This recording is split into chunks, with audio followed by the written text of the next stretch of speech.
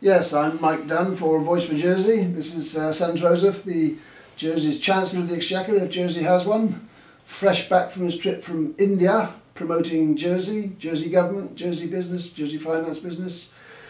Jersey's population less than 100,000, India's population over 1 billion. It's like a flea on the back of an elephant, an Indian elephant. What can we do for 1 billion Indians that's of any benefit to them? Well, the whole Jersey-Indian trade evolution is, I hope, a two-way process. We've got a number of Indian companies that are investing in Jersey.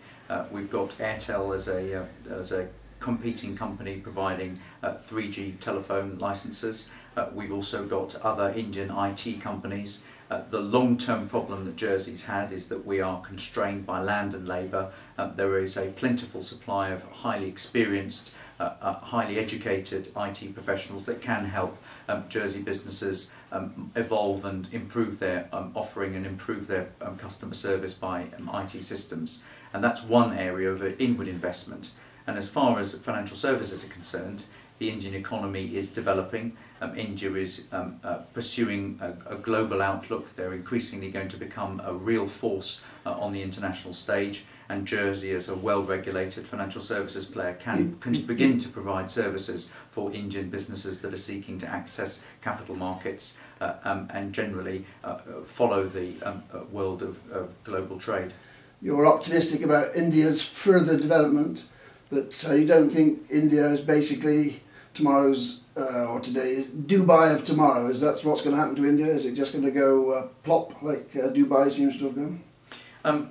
I don't think, whilst Dubai has got some short-term problems, I wouldn't write off at all the Middle East. Clearly they've been affected by the global slowdown and the freezing of credit markets, etc. India is a great nation. It's a nation of a diverse culture, and it's got a hugely varied ethnic group. There is a whole multiple of a range of cities which are concentrated on the different industrial areas, and as half of the population of India lives in dire poverty.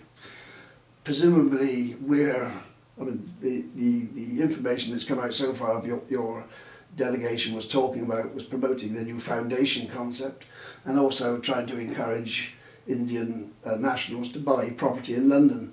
Now, that doesn't sound like the sort of activity which is going to help the 500 million plus people in India who live in pretty desperate poverty.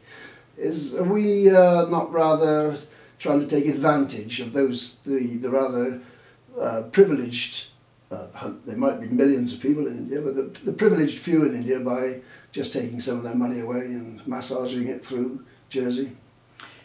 Well, Jersey, I think, can stand its proud in terms of the standards of anti-money laundering and financial regulation. So, and just as any national individual that is seeking to use a finance centre for improper purposes, then certainly, whether they be an Indian or any other nationality, then Jersey's not the right place to do that.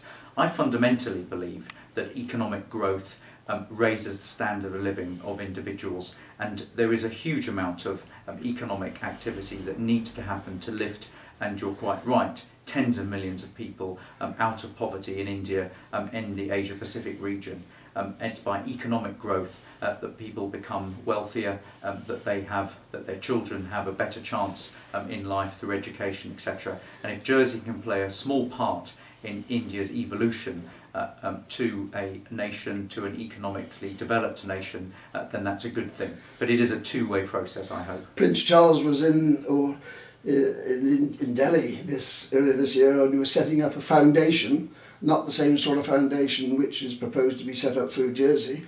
And that foundation was in response to the 125,000 very small subsistence Indian farmers in one state alone who'd committed suicide because they couldn't repay their debts for buying GM modified seed, and the harvests had failed, and 125,000 of them had killed themselves. Now, that's all part and parcel of the pressure of the economic stimulus, which might sound good on an accountant's report, but for the poor guys at the bottom of the pile, and India has half its population are those poor guys, it's not so rosy. The future is not so rosy, and I do wonder whether we are in Jersey just looking at the, as I sort of said before, that minority of people who've got access to money, new wealth, but rather forgetting the rest of the population. India has to industrialise, India has to develop and will develop, just as China and other countries in the world are doing so. And Jersey, if we can play in Jersey a part in helping Indian business, in seeking new markets, then that is going to benefit all of the people, I hope, of India and Jersey too. I think the way, as I've said, that economies and peoples develop is by economic growth, where you can afford better standards of healthcare, better standards of education, and that's how you improve the lives of people around the world. Well, that's the capitalist dream, but it doesn't always work, does it? It seems that where you've got poor people, they have an awful tendency of getting even poorer, and India's population is an ever-expanding population. They have no plans. They've all various schemes to try and reduce the population. But one of the areas of worry, as far as people like myself are concerned, is human rights in India. And for example, the rights of women in India are deplorably inadequate. I think it's 1 million female fetuses are still aborted every year in India because the priority for males in India. That's the sort of thing that still happens there. Are we sure that we really want to deal with a community or a country which allows that sort of thing still to happen? Well, of course, the human rights records of many nations of the world needs to improve.